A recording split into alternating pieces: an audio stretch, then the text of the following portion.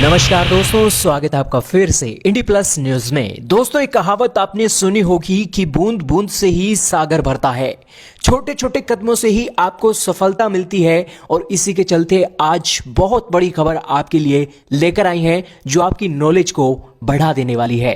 दोस्तों, भारत की foreign policy, trade policy, vaccine policy, defence policy आज भारत की छवि पर चार चांद लगा रही हैं। फॉरेन पॉलिसी में चीन के पड़ोसियों से लेकर पाकिस्तान के बिरादर मुल्क तक भारत ने गदर मचा रखा है। वैक्सीन पॉलिसी में तो भारत ने कोने कोने तक अपनी वैक्सीन का डंका बजा दिया है। ट्रेड पॉलिसी की बात करें तो हम मुश्किल में फंसे हुए देशों को चावल और राहत सामग्री दे रहे हैं और इसी के साथ बड़े बड़े देशों के साथ फ्री ट्रेड डील के एग्रीमेंट भी कर रही हैं। जो ये सभी बातें आपको हमारी वीडियो में देखने को मिलती ही हैं, आप लगातार हमें फॉलो करते आए हैं। लेकिन अब डिफेंस पॉलिसी में भारत एशिया का अमेरिका आखिरकार कैसे बन गया है और महाशक्ति चीन को आखिरकार भारत ने आज कैसे पछाड़ दिया है, ऐसी ही खबर आज आपके लिए लेकर आए हैं इंडियन आर्मी के स्पेशल फोर्सेस ट्रेनिंग से।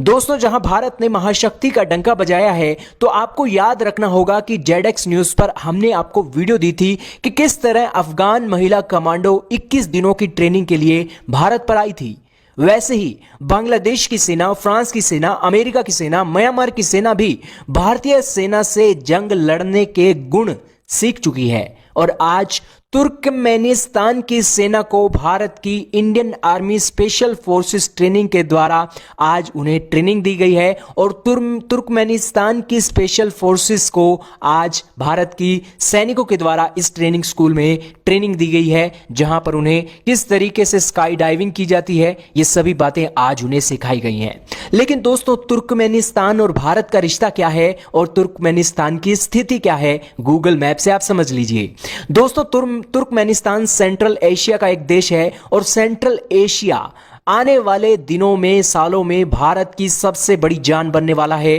क्योंकि चाबहार बंदरगाह के चलते हम सेंट्रल एशिया को भारत के साथ जोड़ने वाले हैं। दोस्तों, भारत के विदेश मंत्री से लेकर रक्षा मंत्री जब रशिया के दौरे पर जाते हैं तो यही सेंट्रल एशिया के देश भारत के विदेश मंत्री से लेकर रक्षा मंत्री से भी मीटिंग करते हैं और वो बहुत ज्यादा इंटरेस्ट दिखा रहे हैं कि हमें भारत के साथ रिश्ते अच्छे करने ही हैं, हर हाल में अच्छे करने हैं। तुर्कमेनिस्तान के सैनिकों का भारत के स्पेशल ट्रेनिंग फोर्सेस में ट्रेनिंग लेना ये चीन के लिए एक बहुत बड़ा खतरा है और बहुत बड़ी चेतावनी है। दोस्तों, सेंट्रल एशिया के साथ साथ बांग्लादेश और आसियान देशों के जो सैनिक हैं आज भारतीय सेना के साथ वो ट्रेनिंग लेना चाहते हैं और ये सबसे बड़ी जीत है भारत की चीन के ऊपर, क्योंकि चुन्नू मुन्नुओं की सेना जो चीन की है, आखिरकार वो इन देशों की सेनाओं को क्या सिखाएगी। हालांकि गलवान हिंसा में भारत ने चीनियों के जो दांत खट्टे किए हैं उससे भी दुनिया के देशों के साथ साथ एशिया के देशों पर भारतीय सेना की जो छवि है बहुत ज्यादा इंप्रूव हुई है। भारतीय सेना के जो सोल्जर हैं कद काठी में लंबे और चौड़े होते हैं,